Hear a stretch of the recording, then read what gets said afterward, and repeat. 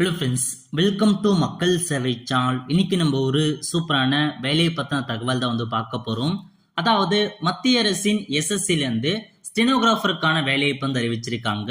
இப்போ இந்த வேலைக்கு யார் யாரெல்லாம் அப்ளை பண்ணலாம், எப்படி ஆன்லைன் மூலமாக அப்ளை பண்ணுறது, இதை பற்றின மொத்த இன்ஃபர்மேஷன் தான் இந்த வீடியோ பார்க்க போகிறோம். இந்த வீடியோ ஸ்கிப் பண்ணாமல் ஃபுல்லாக பாருங்க. அது மட்டும் அல்ல, இந்த வீடியோ நிறைய பேருக்கு ஷேர் பண்ணுங்க. வீடியோக்குள்ள போறதுக்கு முன்னாடி வேலை வாய்ப்புக்குன்னு தனியா நம்ம ஒரு சேனல் கிரியேட் பண்ணிருக்கோம். இந்த சேனல்ல மாவட்ட வாரியாக வர எல்லா கவர்மெண்ட் ஜாப்ஸுமே ரெகுலரா அப்டேட் பண்ணிட்டு இருக்கோம். இதுக்கான லிங்க் நான் டிஸ்கிரிப்ஷன் கொடுத்துட்றேன். விருப்பம் இருக்கவங்க இந்த சேனலை நீங்க சப்ஸ்கிரைப் பண்ணி வச்சுக்கோங்க. அது மட்டும் இல்லாம ஜாப்ஸ்க்காக டெலிகிராம் குரூப் மற்றும் வாட்ஸ்அப் சேனலும் இருக்கு. அதுல ஜாப் பத்தின எல்லா இன்ஃபர்மேஷனுமே போஸ்ட் பண்ணிட்டு இருக்கோம். அதுக்கான லிங்கையும் நான் டிஸ்கிரிப்ஷன் கொடுத்துறேன். தேவைப்படுறவங்க ஃபாலோ பண்ணி வச்சுக்கோங்க. ஸோ இப்போதைக்கு எஸ்எஸ்சிலேருந்து மீண்டும் ஒரு நோட்டிஃபிகேஷன் அறிவிச்சிருக்காங்க. வேலைப்புக்கான அறிவிப்பு என்னமான பதவி கொடுத்துருக்காங்கன்னா ஸ்டெனோகிராஃபர் கிரேட் சி மற்றும் டிக்கான எக்ஸாமினேஷனாக கொடுத்துருக்காங்க. மத்திய அரசு வர சி மற்றும் டிக்கான பதவி தான் அறிவிச்சிருக்காங்க. இந்த வேலைக்கு நீங்க எப்போ அப்ளை பண்ணலாம்னா 26/7/2024 இருந்து 17/8/2024 வரைக்கும் இந்த வேலைக்கு நீங்க ஆன்லைன் மூலமாக அப்ளை பண்ணிக்கோங்க. அதே மாதிரி ஆன்லைன் மூலமாக ஏதாச்சும் மிஸ்டேக் பண்ணிட்டீங்க அப்படின்னா அதை கரெக்ஷன்ஸ் பண்றதுக்கான தேதி கொடுத்துருக்காங்க. 27/8/2024 இருந்து 28/8/2024 வரைக்கும் உங்களுக்கான ஆன்லைன் மூலமாக கரெக்ஷன்ஸ் பண்ணலாம். அதே எக்ஸாமினேஷன் பொறுத்த வரைக்கும் அக்டோபர் நவம்பர்ல உங்களுக்கான எக்ஸாம் இருக்குன்றத தெளிவா மென்ஷன் பண்ணிட்டாங்க. ஓகே, ஸோ இப்போதைக்கு எஸ்எஸ்சில இருந்து குரூப் பி மற்றும் குரூப் சிக்கான ஒரு பதவி அறிவிச்சிருக்காங்க. குரூப் டிக்கான வேலைவாய்ப்பு ஒரு நல்ல ஜாப் அப்டேட்டையும் சொல்லலாம். ஸோ இந்தியாவில் இருக்க எல்லாருமே இந்த வேலைக்கு நீங்க தாராளமாக அப்ளை பண்ணிக்கோங்க. எவ்வளவு வேகன்சி கொடுத்துருக்காங்க அப்படின்னா டோட்டலா 2600 வேகன்சி கொடுத்துருக்காங்க. ஸோ கண்டிப்பா ஒரு நல்ல அப்டேட் தான். ஸோ நல்ல வேகன்சி விருப்பம் இருக்கவங்க அப்ளை பண்ண பாருங்க. நெக்ஸ்ட் அப்படியே கீழே வந்தீங்க அப்படின்னா மொத்த இன்ஃபர்மேஷன்ஸ் கொடுத்துருக்காங்க பாருங்க. இந்த 2000 வேகன்சியை பொறுத்த வரைக்கும் இந்தியா முழுக்க அப்ளை பண்ணிக்கலாம். ஏஜ் லிமிட்டை பொறுத்த வரைக்கும் ஸ்டெனோகிராஃபர் கிரேட் சிக்கு 18 வயசுல இருந்து 30 வயசுக்குள்ள இருக்கவங்க அப்ளை பண்ணிக்கோங்க. ஸ்டெனோகிராஃபர் கிரேட் டியை பொறுத்த வரைக்கும் 18 வயசுல இருந்து 27 வயசுக்குள்ள இருக்கவங்க அப்ளை பண்ணலாம். ஓகே, நெக்ஸ்ட் அது மட்டும் இல்லாம ஏஜ் ரிலாக்ஸேஷன்ஸ் கொடுத்துருக்காங்க பாருங்க. எஸ்சி எஸ்டி அதிகபட்சமாக 5 இயர்ஸ் வரைக்கும் நீங்க எக்ஸ்ட்ராவா அப்ளை பண்ணிக்கலாம். ஓபிசி 3 இயர்ஸ் வரைக்கும் எக்ஸ்ட்ராவா அப்ளை பண்ணலாம். அதே மாதிரி பிடபிள்யூ கேட்டகரிலாம் கொடுத்துருக்காங்க பாருங்க, செக் பண்ணி பார்த்துக்கோங்க. எக்ஸர்வீஸ் மேன் கொடுத்துருக்காங்க, வீடியோ கேட்டகரி கொடுத்துருக்காங்க. யார் யாருக்கு எவ்வளோ ஏஜ் ரிலாக்ஸேஷன் செக் பண்ணி பார்த்துட்டு அதுக்கேற்ற மாதிரி நீங்க அப்ளை பண்ண பாருங்க. ஸோ நெக்ஸ்ட் ரிசர்வேஷன் என்ன அதை பத்தி கொடுத்துருக்காங்க. அதுக்கடுத்து முக்கியமான இன்ஃபர்மேஷன் கல்வி தகுதி. ஸோ இந்த வேலைக்கான கல்வி தகுதியை பொறுத்த வரைக்கும் நீங்க 12th பாஸ் பண்ணிருக்கீங்க அப்படின்னா தாராளமாக அப்ளை பண்ண பாருங்க. Candidate must have passed 12th standard or equivalent examination from the recognised போர்டுன்னு கேட்டிருக்காங்க. நீங்க 12th பாஸ் பண்ணே போதுமானது. தாராளமாக இந்த வேலைக்கு நீங்க அப்ளை பண்ணிக்கோங்க. ஸோ கண்டிப்பா நிறைய பேர் அப்ளை பண்ண பாருங்க. ஸோ ஹவு டு எப்படி அப்ளை பண்ணலாம் அப்படின்னா ssc.government.in அந்த வெப்சைட்ல போய் நீங்க அப்ளை பண்ணிட்ட மாதிரி இருக்கும். இன்ஸ்ட்ரக்ஷன்லாம் கொடுத்துருக்காங்க, தெளிவா படிச்சு பார்த்துக்கோங்க. நெக்ஸ்ட் இந்த வேலைக்கு அப்ளை பண்ணுறதுக்கு நீங்க ஃபீஸ் பேமெண்ட் பண்ணிட்ட மாதிரி இருக்கும். அதாவது ஓபிசி கேட்டகரி ஜென்ரல் கேட்டகரி நீங்க 100 ரூபாய் ஆன்லைன் மூலமாக பேமெண்ட் பண்ற மாதிரி இருக்கும். அதே மாதிரி பெண்கள், அதாவது அனைத்து கேட்டகரி சார்ந்த பெண்கள், பிசி எம்பிசி என்சி ஓபிசி எந்த பெண்களுக்கு கேட்டகரி இருந்தாலும் பெண்களுக்கு ஃபீஸே கிடையாது, ஃப்ரீயா அப்ளை பண்ணலாம். அதே மாதிரி SC ST different able person ex serviceman அவங்களுக்கு பார்த்தா ஃபீஸ் கிடையாது, நீங்க ஃப்ரீயாவே இந்த ஜாப்க்கு அப்ளை பண்ணிக்கலாம். ஓகே, ஸோ நெக்ஸ்ட் அப்படியே கீழே வந்தீங்க அப்படின்னா உங்களுக்கான எக்ஸாம் சென்டர் கொடுத்துருக்காங்க. ஸோ யூஸ்வலா தமிழகத்துக்கு பாரு ஒரு 8 டிஸ்ட்ரிக்ட் கொடுத்துருப்பாங்க. சேம் அதே டிஸ்ட்ரிக்ட் தான் இதுலயே அறிவிச்சிருக்காங்க. ஸோ என்னமான கொடுத்துருக்காங்க சென்னை, கோயம்புத்தூர், மதுரை, சேலம், திருச்சிராப்பள்ளி, திருநெல்வேலி அந்த இடங்களில் உங்களுக்கான எக்ஸாம் சென்டர் ஒதுக்கியிருக்காங்க. நெக்ஸ்ட் ஸ்கீம் ஆஃப் எக்ஸாமினேஷன் இதை பொறுத்த வரைக்கும் ஒரே ஒரு எக்ஸாமினேஷன் தான் வைக்கிறாங்க, அதிகபட்சம்லாம் கிடையாது. ஜஸ்ட் சிங்கிள் எக்ஸாமினேஷன் தான் வைக்கிறாங்க. ஸோ உங்களுக்கான ஸ்கீம் எப்படி இருக்க போதுன்னா ஃபர்ஸ்ட் ஜென்ரல் இன்டெலிஜென்ஸ் மற்றும் ரீசனிங் கேட்கறாங்க 50 கொஸ்டின். நெக்ஸ்ட் ஜென்ரல் அவேர்னஸ் கேட்டிருக்காங்க 50 கொஸ்டின். இங்கிலீஷ் லாங்குவேஜ் மற்றும் காம்ப்ரஹென்ஷன்ல ஒரு 100 கொஸ்டின். மொத்தமா 200 மதிப்பெண்களுக்கு உங்களுக்கான எக்ஸாம் இருக்க போது 2 மணி நேரம் உங்களுக்கான எக்ஸாமினேஷன் வைக்கிறாங்க. ஓகே, கொஸ்டின் பேப்பரை பொறுத்த வரைக்கும் மல்டிபிள் சாய்ஸ் கொஸ்டின் தான் இருக்க போது. அதுவும் பார்த்தா லாங்குவேஜை பொறுத்த வரைக்கும் இங்கிலீஷ் மற்றும் தமிழ் கொடுத்துருக்காங்க. இதுக்கு நெகட்டிவ் மார்க் இருக்கு அப்படின்றதையும் மென்ஷன் பண்ணிட்டாங்க. ஸோ ஒன்ஸ் நீங்க இந்த எக்ஸாம்ல கிளியர் பண்ணிட்டீங்க அப்படின்னா உங்களுக்கான சிலபஸ் எல்லாம் கொடுத்துருக்காங்க பாருங்க, செக் பண்ணி பார்த்துக்கோங்க. இந்த சிலபஸ் நீங்க படிச்சாவே ஈஸியா இந்த எக்ஸாம் பாஸ் பண்ணிடலாம். ஓகே, அடுத்த கட்டமாக நீங்க எக்ஸாமினேஷன்ல ஷார்ட் லிஸ்ட் ஆகிறீங்க, கிளியர் பண்ணிட்டீங்க அப்படின்னா அடுத்த கட்டமாக உங்களுக்கான ஸ்கில் டெஸ்ட் வந்து வைக்கிறாங்க ஸ்டெனோகிராஃபிக்கு. கண்டிப்பா உங்களுக்கு ஸ்டெனோகிராஃபி அந்த சுருக்கு எடுத்து தெரிஞ்சுக்கணும். இதுக்கான சர்டிபிகேட் இருக்குன்ற அவசியம் இல்லை. பட் உங்களுக்கு இந்த டைப்பிங் நல்லா வருது அப்படின்னாவே நீங்க அப்ளை பண்ண பாருங்க. ஏன்னா இவங்க வந்து சர்டிபிகேட் பத்தி எங்கேயுமே மென்ஷன் பண்ணல, சர்டிபிகேட் கேட்கல. ஸோ டைப்பிங்கான ஸ்கில் இருக்கா நீங்க தாராளமாக இந்த ஜாப்க்கு வந்து அப்ளை பண்ண பாருங்க. ஸோ உங்களுக்கான டைப்பிங் எப்படி வைக்கிறாங்க அப்படின்னா ஸ்கில் டெஸ்ட் எப்படி வைக்கிறாங்கன்னா உங்களுக்கு ஒன் டிக்டேஷன் கொடுத்துறாங்க. உங்களுக்கு 10 நிமிஷம் டைம் கொடுத்துருவாங்க. இங்கிலீஷ் அல்லது ஹிந்தி ஏதாச்சும் ஒன்று தெரிஞ்சா போதுமானது, இங்கிலீஷ் தெரிஞ்சே போதுமானது. ஸோ நீங்க வந்து பார்த்தா 100 வேர்ட்ஸ் பர் மினிட்ல நீங்க வந்து டைப் பண்ற மாதிரி இருக்கும். ஸோ 100 வேர்ட்ஸை பர் மினிட் நீங்க வந்து டைப் பண்ற மாதிரி இருக்கும். இது வந்து பார்த்தா இதுவே நீங்க கிரேட் சி கொடுத்துருக்காங்க 100 வேர்ட்ஸ் பர் மினிட். இதுவே கிரேட் டிஆ இருக்குன்னா நீங்க 80 மினிட்ஸ் பர் வேர்ட் நீங்க டைப் பண்ணா போதுமானதுன்னு சொல்லியிருக்காங்க. So transcript on the computer மூலமா தான் இருக்க போகுது. ஓகே, ஸோ உங்களுக்கான கொடுத்துருக்காங்க பாருங்க. அதாவது நீங்க ஸ்டெனோகிராஃபர் கிரேட் டிக்கு அப்ளை பண்றீங்க அப்படின்னா இங்கிலீஷ் லாங்குவேஜில் இருக்கும். மொத்தமா வந்து டைம் டியூரேஷன் 50 நிமிஷம் வந்து கொடுத்துருவாங்க. ஸோ டைம் டியூரேஷன் இதியா இருக்குன்னா ஸ்கிரைப் பீப்புள் இருக்காங்க பாருங்க, டிஃப்ரெண்ட் டெவலப்பர்ஸ் அவங்களுக்கு வந்து 70 நிமிஷம் வந்து இருக்க போகுது. அதே மாதிரி வந்து பார்த்தா ஸ்டெனோகிராஃபர் சிக்கு வந்து பார்த்தீங்கன்னா இங்கிலீஷ் லாங்குவேஜ் டைம் டியூரேஷன் 40 நிமிஷம் உங்களுக்கு வந்து ப்ரொவைட் பண்ணுவாங்க. அந்த டிகேஷன் நீங்க கரெக்டாக வந்து டைப் பண்ணி முடிக்கிற மாதிரி இருக்கும். ஓகே, ஒருவேளை நீங்க ஹிந்தி டைப் பண்றீங்க அப்படின்னா கண்டிப்பா இங்கிலீஷ் வந்து உங்களுக்கு தேவை, நீங்க லேர்ன் பண்ணுறது தான் மென்ஷன் பண்ணியிருக்காங்க. வைவா வாய்ஸும் வந்து இருக்குதுன்றதை மென்ஷன் பண்ணியிருக்காங்க. ஸோ செக் பண்ணி பார்த்துக்கோங்க. இதுதான் உங்களுக்கான இன்ஃபர்மேஷன். ஸோ ஃபர்ஸ்ட் வந்து பார்த்தா எக்ஸாம் வைக்கிறாங்க, அதை கிளியர் பண்ணதுக்கு அப்புறம் ஸ்கில் டெஸ்ட் வைக்கிறாங்க. அதுக்கப்புறம் ரிசர்வேஷன் படி உங்களுக்கான ஜாப் வந்து கன்ஃபர்மேஷன். வெறும் சிங்கிள் எக்ஸாம் தான் வைக்கிறாங்க. ஸோ பாஸ் பண்ணுறதுக்கான வாய்ப்பில் அதே மாதிரி இருக்கு. அந்த அளவுக்கு நீங்க டைப்பிங் நல்லா தெரியும் அப்படின்றாங்க. தாராளமாக போயிட்டு நீங்க வந்து அட்டன் பண்ண பாருங்க. ஸோ அப்படியே கீழே வந்தீங்க அப்படின்னா எப்படி அப்ளை பண்ணுறதுக்கான இன்ஸ்ட்ரக்ஷன்ஸ் கொடுத்துருப்பாங்க. நீங்க படிச்சு பார்த்து அப்ளை வந்து பண்ணலாம். ஓகே, ஸோ இப்போ எப்படி அப்ளை பண்ணலாம்னா நீங்க அகைன் ஹோம் பேஜ் வந்து போயிருங்க வெப்சைட்டுக்குள்ள. இதுல போயிட்டு உங்களுக்கு கொடுத்துருக்காங்க பாருங்க லாகின் ஆர் ரெஜிஸ்டர் அப்படின்ற ஆப்ஷன் நீங்க வந்து கிளிக் பண்ணலாம். அல்லது கீழே கொடுத்துருக்காங்க பாருங்க அப்ளைன்னு, இந்த ஆப்ஷன் நீங்க வந்து கிளிக் பண்ணினா ஸோ இப்போதைக்கு ஃபர்ஸ்டே கொடுத்துருக்காங்க பாருங்க ஸ்டெனோகிராஃபர் கிரேட் சி மற்றும் கிரேட் டின்னு கீழே வந்து எம்டிஎஸ் கொடுத்துருக்காங்க. எம்டிஎஸ்க்கான வேலையை பண்ண அதை பற்றி நம்ம சேனல் வீடியோ போட்டிருக்கோம், அதை பார்த்து அப்ளை பண்ணிக்கோங்க. இப்போ இதுக்கு நேராக ஸ்டெனோகிராஃபருக்கு நேராக போயிட்டு அப்ளை அப்படின்ற ஆப்ஷன் நீங்கள் வந்து கிளிக் பண்ணீங்கன்னா இந்த மாதிரி தான் உங்களுக்கு லாகின் வந்து பண்ண சொல்லும். அதாவது இந்த எஸ்எஸ்சி புதிய வெப்சைட் மூலமாக ssc.government.in கடந்த ஒரு 5 மாதமாக இந்த புதிய வெப்சைட் லான்ச் பண்ணியிருக்காங்க. கடந்த 5 மாசத்துல நீங்க எஸ்எஸ்சி எக்ஸாம் எழுதிருக்கீங்க, புதுசா அப்ளை பண்ணி எழுதிருக்கீங்கன்னா கண்டிப்பா உங்ககிட்ட அக்கௌண்ட் இருந்திருக்கும். ஒருவேளை நீங்க பழைய வெப்சைட் மூலமாக ஒரு 6 மந்த்துக்கு முன்னாடி தான் நீங்க அப்ளை பண்ணிருந்தீங்க அப்படின்னா கண்டிப்பா பழைய வெப்சைட் மூலமா தான் அக்கௌண்ட் கிரியேட் பண்ணிருப்பீங்க. அப்படி பழைய வெப்சைட் மூலமாக அக்கௌண்ட் இருந்தாலும் கண்டிப்பா இந்த புதிய வெப்சைட் மூலமாக நீங்க ஒன் டைம் ரெஜிஸ்ட்ரேஷன் வந்து கிரியேட் பண்ணி தான் அப்ளை பண்ற மாதிரி இருக்கும்.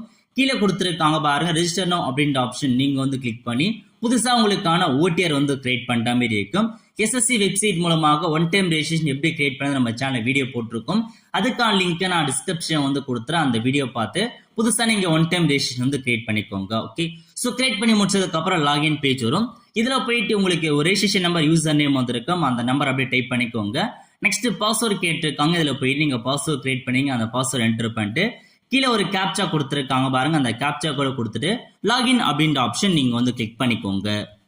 இந்த மாதிரி தான் உங்களுக்கான டேஷ்போர்டு வந்து ஓப்பன் ஆகும். இல்லை லைவ் எக்ஸாமினேஷன்ல ஸ்டெனோகிராஃபர்னு இருக்கு பாருங்க, அதுக்கு கீழே போயிட்டு அப்ளை அப்படின்ற ஆப்ஷன் நீங்க வந்து கிளிக் பண்ணா போதும். இந்த மாதிரி தான் ஒரு டேர்ம்ஸ் அண்ட் கண்டிஷன்ஸ் கொடுத்துருப்பாங்க, செக் பண்ணிட்டு ஃபில் ஃபார்ம் அப்படின்ற ஆப்ஷன் நீங்க வந்து கிளிக் பண்ணினா போதும். இந்த மாதிரி தான் உங்களுக்கான இன்ஃபர்மேஷன்ஸ் வந்து பார்த்தா ஓப்பன் ஆகும். எல்லாமே உங்க அக்கௌண்ட்ல இருந்து ஆட்டோமேட்டிக்கா எடுத்துக்கும், எதுவுமே நீங்க வந்து ஃபில் பண்ண வேண்டியது இல்லை. அப்படி கீழே வந்தீங்க அப்படின்னா நெக்ஸ்ட்னு இருக்கு பாருங்க, இந்த ஆப்ஷன் நீங்க வந்து கிளிக் பண்ணா போதும். லோட் ஆயிட்டு சக்ஸ் ஆயிட்டு ஓகே கொடுத்தீங்கன்னா உங்களுக்கு அடுத்த பேஜ் வந்து ஓப்பன் ஆகும். ஓகே, அடுத்த கட்டமாக எஜுகேஷன் குவாலிஃபிகேஷன்ஸ் கேட்டிருக்காங்க பாருங்க. இதுல உங்களுக்கான அதிகபட்ச கல்வி தகுதி கேட்டிருக்காங்க. நீங்க அதிகபட்சமா என்ன முடிச்சிருக்கீங்க, ஸோ 12th டிப்ளமோவா கிராஜுவேஷனா போஸ்ட் கிராஜுவேஷன் ஃபில் பண்ணிக்கோங்க. அதிகபட்ச கல்வி தகுதி ஃபில் பண்ணிக்கோங்க. Next detail of qualifying education கேட்டிருக்காங்க பாருங்க. இதுக்கு வந்து பார்த்தா 12th ஸ்டாண்டர்ட் பாஸ் பண்ணா போதுமானது. 12th ஸ்டாண்டர்ட் அல்லது 12th ஈக்குவலான சப்ஜெக்ட்லான்னு கேட்டிருக்காங்க. நீங்க 12th படிச்சிருக்கீங்கன்னா 12th அப்படின்ற ஆப்ஷன் நீங்க வந்து செட் பண்ணிக்கோங்க. ஸோ ஸ்டேட்டஸ் பொறுத்த வரைக்கும் நீங்க பாஸ்ரா அப்பீரான்னு கேட்டிருப்பாங்க. 12th பாஸ் பண்ணாங்க, பாசிட்டிவ் அப்படின்ற ஆப்ஷன் நீங்க வந்து கிளிக் பண்ணிக்கோங்க. ஓகே, அதுக்கப்புறம் பாசிங் இயர் கேட்டிருக்காங்க. நீங்க எந்த இயர்ல பாஸ் பண்ணீங்களோ அந்த இயரை நீங்க வந்து கொடுக்குற மாதிரி இருக்கும். ஸோ நீங்க 12th எந்த இயர்ல பாஸ் பண்ணிருக்கீங்க அப்படின்றத கரெக்டா பார்த்து வந்து செட் பண்ணிக்கோங்க. அதுக்கப்புறம் ஸ்டேட் கேட்டிருக்காங்க. 12th எந்த போர்டில் பாஸ் பண்ணீங்க அப்படின்றத மென்ஷன் பண்ற மாதிரி இருக்கும். ஸோ தமிழ்நாடு படிச்சு பாஸ் பண்ணுங்க, தமிழ்நாடு செட் பண்ணிக்கோங்க. நெக்ஸ்ட் வந்து பார்த்தா லோட் ஆகிட்டு உங்களுக்கு நேம் ஆஃப் த போர்டு கேட்கும். ஸோ இதுல போயிட்டு ஸோ நீங்க தமிழ்நாடு அந்த ஆப்ஷன்ஸ் கொடுத்துருப்பாங்க பாருங்க, Tamil Nadu board of secondary education அந்த ஆப்ஷன் நீங்க வந்து செட் பண்ணிக்கோங்க. ஸோ உங்களுக்கு ஏதாச்சும் உங்களுடைய மார்க் ஷீட்டை பார்த்து செகண்ட் எஜுகேஷன் அப்படின்ற ஆப்ஷன் நீங்கள் வந்து செட் பண்ணிக்கலாம். நெக்ஸ்ட் ரோல் நம்பர் கேட்டிருக்காங்க. இதில் போயிட்டு உங்கள் 12th ரோல் நம்பர் எதுவோ அதை நீங்கள் அப்படியே பார்த்து டைப் பண்ணிக்கோங்க.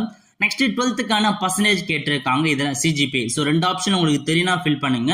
இல்லை 2மே கூட நீங்கள் ஸ்கிப் பண்ணிக்கலாம். ஆப்ஷன் தான் இருந்தால் கொடுங்க, இல்லை வந்து ஸ்கிப் பண்ணிக்கோங்க. ஓகே, ஃபில் பண்ணிட்டு சேவ் அண்ட் நெக்ஸ்ட் அப்படின்ற ஆப்ஷன் நீங்கள் வந்து கிளிக் பண்ணால் இந்த பேஜ் உங்களுக்கு வந்து சேவ் ஆகிட்டு அடுத்த கட்டமாக ஒரு சில ஆப்ஷன்ஸ் கேட்டிருக்காங்க பாருங்க. நீங்க எக்ஸ் சர்வீஸ் மேனா இருக்கீங்க அல்லது ஆர்ம்டு ஃபோர்ஸஸ் இதுக்கு முன்னாடி ஒர்க் பண்ணிருக்காங்க அப்படின்றவங்க எஸ் கொடுத்துக்கோங்க. அப்படி இல்லைன்றவங்க நீங்க நோ அப்படின்ற ஆப்ஷன் நீங்க வந்து செட் பண்ணிக்கலாம்.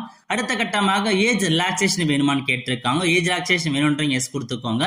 எஸ் கொடுத்து எந்த மாதிரி ஏஜ் ரிலாக்ஸேஷன் ஓபிசி கொடுத்துருக்காங்க, அந்த மாதிரி இருக்குன்னு கொடுத்துருக்காங்க. ஸோ வேணா எஸ் கொடுத்துக்கோங்க, வேணான்றவங்க நீங்க நோ அப்படின்ற ஆப்ஷன் நீங்க வந்து செட் பண்ணலாம்.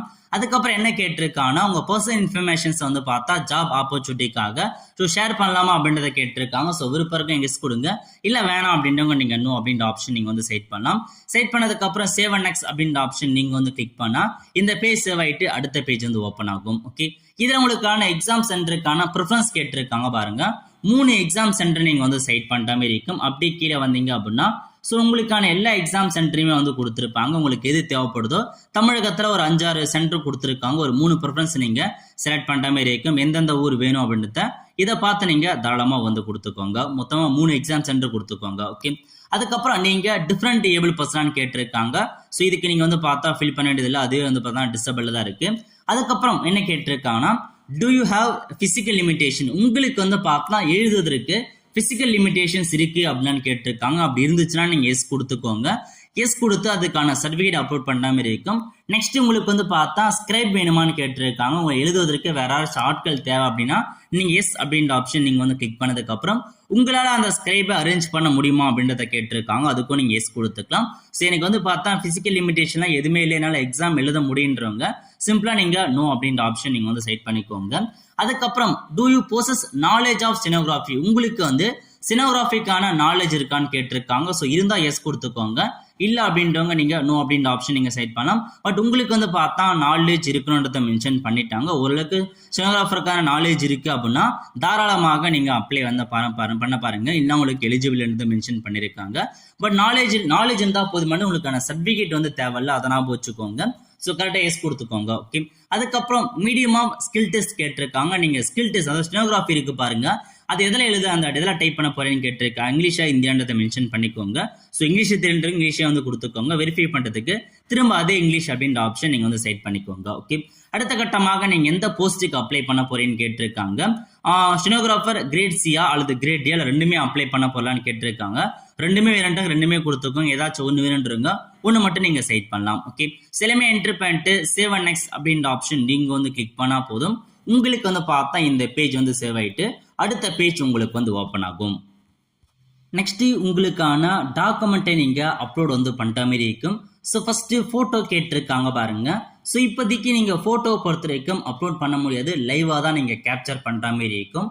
அதாவது கம்ப்யூட்டர்ல யூஸ் பண்றவங்க கண்டிப்பா வெப் கேமரா வச்சுக்கோங்க. ஸோ கம்ப்யூட்டர் இல்லாதவங்க நீங்க மொபைல் மூலமாக லாகின் பண்ணி உங்களுக்கான போட்டோ வந்து ஈஸியா நீங்க கேப்சர் பண்ணிக்கலாம். இதுல போயிட்டு கேப்சர் லைவ் போட்டோன்னு இருக்கு பாருங்க, இந்த ஆப்ஷன் நீங்க வந்து கிளிக் பண்ணீங்கன்னா ஸோ இந்த மாதிரி தான் உங்களுக்கு கேப்சர் பண்ணி காமிக்கும். ஸோ நீங்க கேப்சர் அப்படின்ற ஆப்ஷன் நீங்க வந்து கிளிக் பண்ணதுக்கு அப்புறம் உங்களுக்கு கரெக்டாக கேப்சர் ஆயிடுச்சுன்னா நீங்க சேவ் அப்படின்ற ஆப்ஷன் நீங்க வந்து கிளிக் பண்ணதுக்கு அப்புறம் உங்களுக்கான போட்டோ வந்து பார்த்தா தெளிவா வந்து கேப்சர் ஆயிடுச்சு.